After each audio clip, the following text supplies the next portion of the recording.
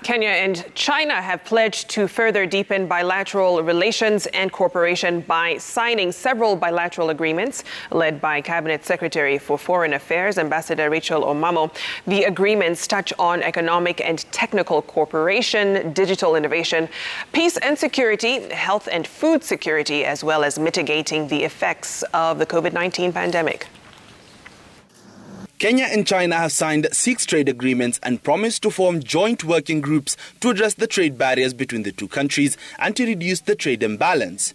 During bilateral talks and signing of the agreements between Kenya's Foreign Affairs Minister Rachel Omamo and Minister of Foreign Affairs Wang Yi, Kenya expressed optimism that the agreements will increase its exports to China and improve the economy of its people. This was quite apparent to us today as we held discussions with the ministers who joined us in our discussions. We found that the areas of collaboration were vast, they were deep, and they were essential for the furtherance of development in Kenya and also for progress in China.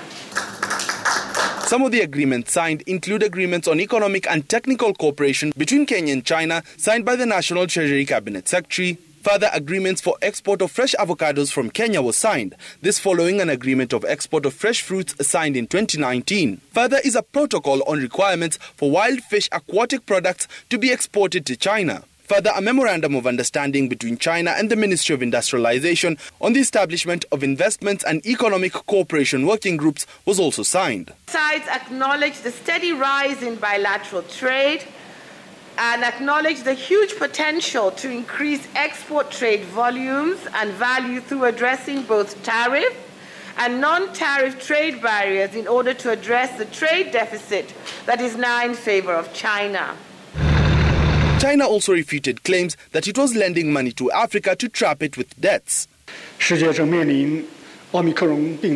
the so-called narrative trap, the debt trap, that is simply not a fact.